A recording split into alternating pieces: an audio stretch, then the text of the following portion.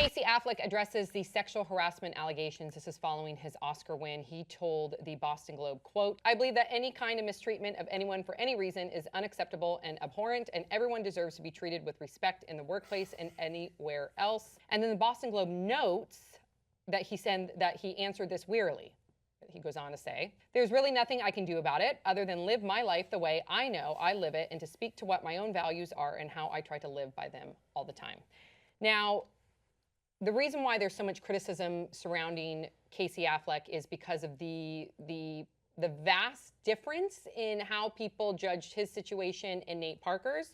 So let me read to you a little part in the LA Times. And I think the LA Times, what they did is they cased kind of what was going on social media and how there was a big pushback on questioning why some people were so quick to judge Nate Parker and not so much Casey Affleck. And we'll talk about both of their cases because they are different. One's criminal, one's civil.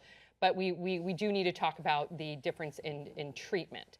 So according to the LA Times, quote, "For Parker, a massive controversy arose surrounding rape allegations from when he was a student at Penn State, nailing his film and perhaps his entire career to the moral cross.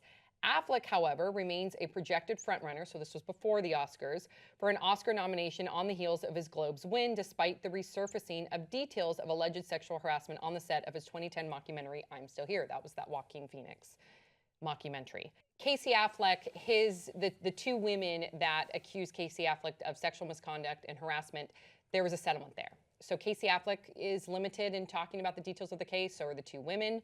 But you should know, from the LA Times, quote, "Affleck was accused of sexual misconduct and harassment by two women who worked on I'm Still Here, producer Amanda White and cinematographer Magdalena Gorka, who cited a number of sexually inappropriate occurrences, both physical and verbal, between them and Affleck. In one instance, Gorka alleged that while she was asleep in a private room, Affleck, quote, curled up next to her in the bed, wearing only his underwear and a t-shirt. He had his arm around her, was caressing her back. His face was within inches of hers, and his breath reeked of alcohol. When she awoke, Gorka said she demanded he leave, which he did after a slight protest. At another moment, White claimed Affleck instructed a crew member to take off his pants and show White his penis despite her objections." And then if you look at the court documents, there's a number of other incidents too, with text messages and him trying to get her to stay in their hotel room, in his hotel room, to date his friend who was a cameraman, and then it went on and on and on until she actually quit the production. But then she later came back on the production because she was the sole woman initially on that production. Then she came back on the production with this other producer, and they both corroborate one another's stories. But again, that whole case was settled. So that's that. Those are just allegations.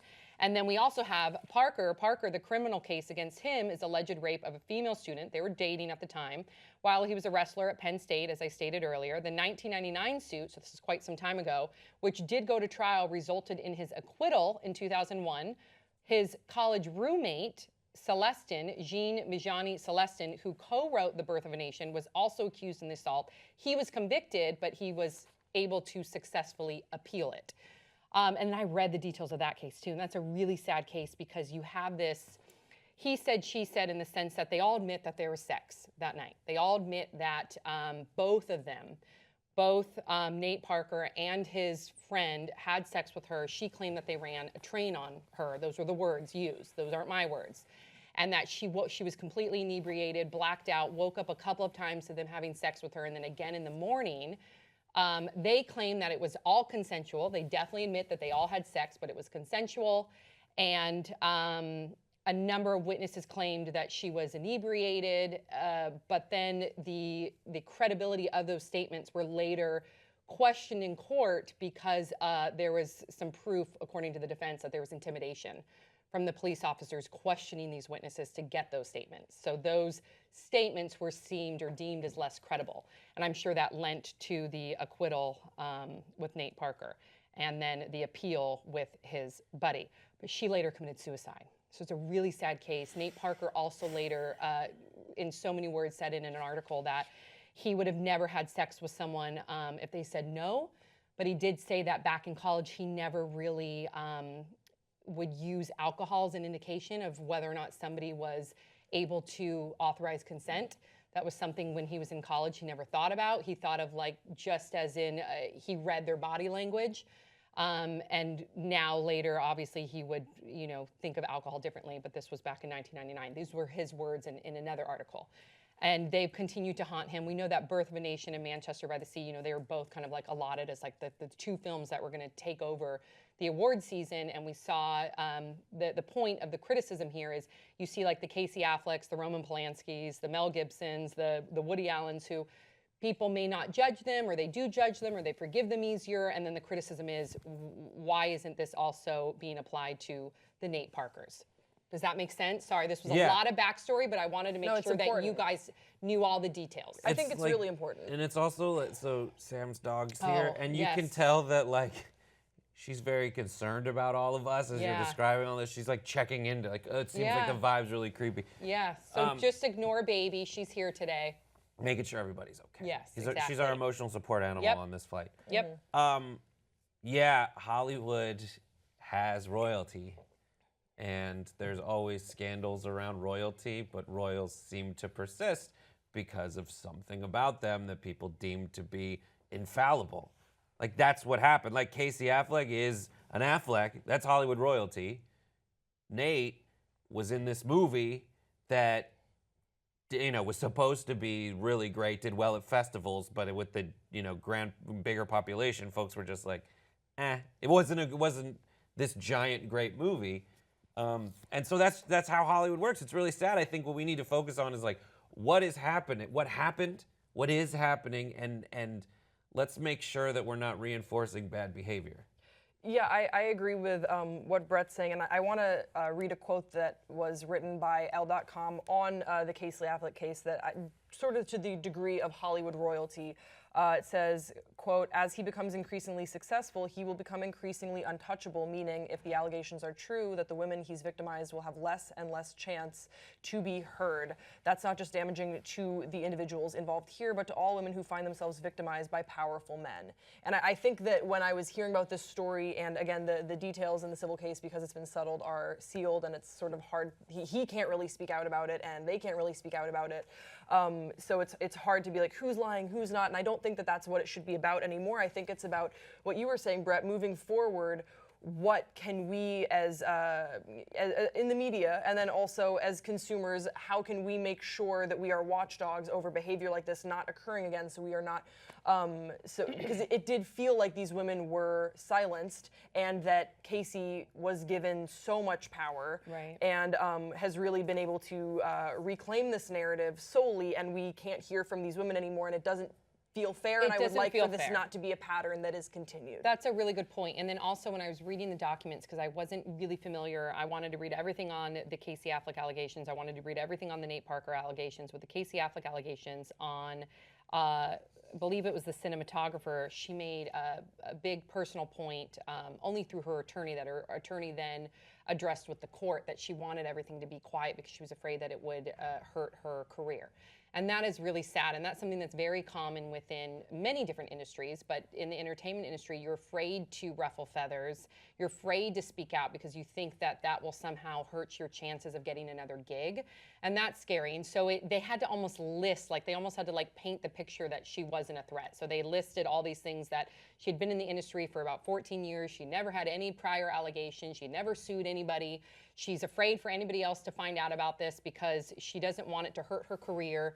And I think that's telling, regardless, allegations or not, that alone, that fear that permeates within the entertainment industry and other industries of choosing silence. I mean, she then finally did go to the courts, but to even have those moments or those years where you feel like when some women never speak up, or men, whoever the victim is, that's really sad because you're afraid that it's going to hurt you somehow, that you're not going to be able to like progress in your job, and that sucks. It does suck. You just, it's like when you're there and you just wish that everything was fair. Like why is it not fair? Right. And why, if I say something about it, am I now opening myself up to be the baddie here? That's so true. It's really frustrating, and you don't know what to do. So it has, if I'm the person who is speaking up and folks get mad at me,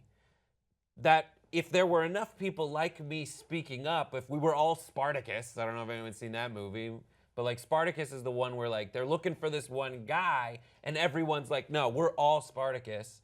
we all are in this fight together, and there's enough people who support something as simple and straightforward and obvious as, like, don't sexually harass people on set. Don't crawl into their trailers. Treat women equally as men. Like, all these things that seem to be intuitive, if enough of us are saying it, they can't blackball all of us. Right, that's a good point. And I think the question that social media kept bringing up and the pushback that we even saw in some of these media outlets, including the article that I'm quoting from here, is this question. So again, from the LA Times, they ask, quote, the age-old idea of separating the artist from their art will continue to be debated. So it's that debate, do we continue to support the Casey Afflecks? Do we judge them based on their behavior, or do we judge them solely based on their art? And then it goes on to say, but history tells us one thing, Affleck is the latest in a long line of wealthy white Hollywood notables of direct or associated influence with questionable sex-related histories, including Mel Gibson, Roman Polanski, Woody Allen, and countless others. When Parker is added to this list, suddenly one of these things is unlike the others. You know what, fuck this too, because, like, these women are like, if I speak up, people are not going to want to work with me. Well, it's like, why are they in the hot seat? Yeah. Why isn't Casey Affleck in the hot seat of like, well, fuck, he should be scared that people aren't going to want to work with them. That's so true. With him. That's so true.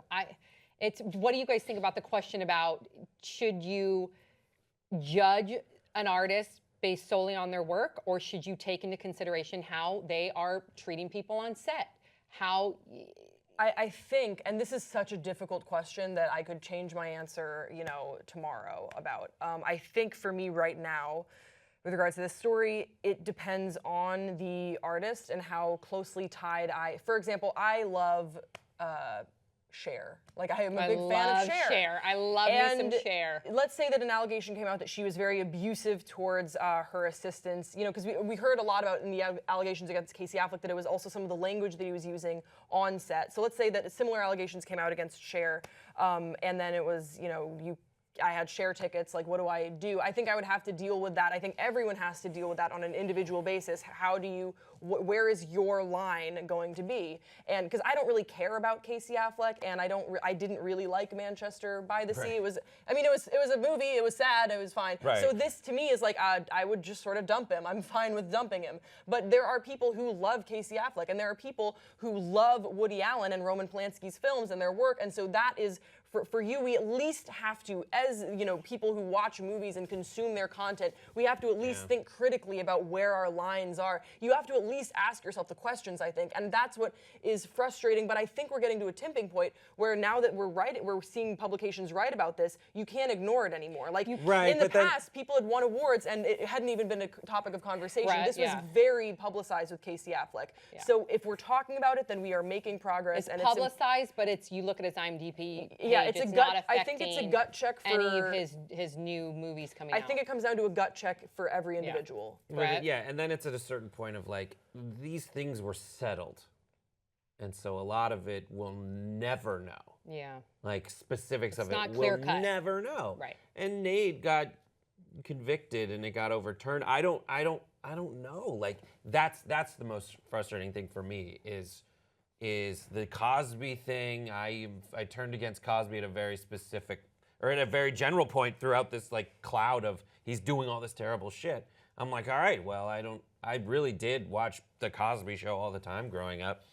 It's tough because there's a million cases like this throughout this last year, right? And some of them, I'm right to turn my back against the person who's in question, and some of them I'm wrong to. Yeah. And you just have to go case by case, Casey by Casey, really. I think, too, the way I try and equate it is, this is yes, you're judging their art, but this is also, they're producing their art under these work environments. And if they're creating, let's say, not even specifically, I'm not specifically talking about Casey Affleck or Nate Parker. Nate Parker's was a different incident. But within these work environments, like the Woody Allens and the Roman Polanskis and the Casey Afflecks, if this is occurring within their environments, I think that's really serious. There's a big story right now with the UC system where there's a number of faculty that have sexual harassment allegations, and then they get suspended for a few days and they come back to class. And some people are saying, oh, but you should judge them by how they're teaching. No, because their work environment is dangerous. So if Casey Affleck's work environment, if this is true, is dangerous, then I have a real problem with that. Anybody watch Girls?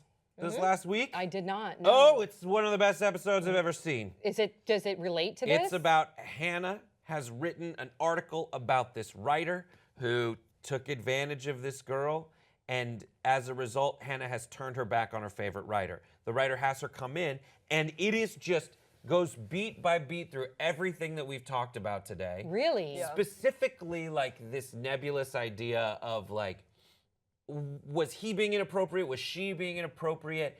Is it right to, as a general consumer, without being in the room when it all happened, turn your back against the artist? And then when it's written, does it become true? Like if Yeah. someone puts it on a Tumblr somewhere. But I think it's like one of the best pieces of television I've seen in a long time, specifically because everyone gets to be right and wrong and right again and wrong again. And it like events are events. And what you were talking about in the last video, like you're trying to pull this narrative out of this event about what it says about society in general. But like, what is that tipping point? Which way does it go, one way or the what time does it go one way or another? It's so difficult. And in our job is to kind of pull it apart and pull these narratives and give suggestions on how to look at things. But with this one, I mean, I really think it's like, I'm not really on Casey Affleck's side in this. I probably am more likely to say like, well, the artist's job is to put out good art. If it's good, I'll watch the art. I probably won't endorse this one by going to the theaters to see it. It seems a little too sticky, but like, I won't, if that's my approach to everything, like, am I now just going to not give money to anything because they have something wrong with it, you know? Right. I think a case-by-case basis, I think. I don't know. It's tough. This one's because hard.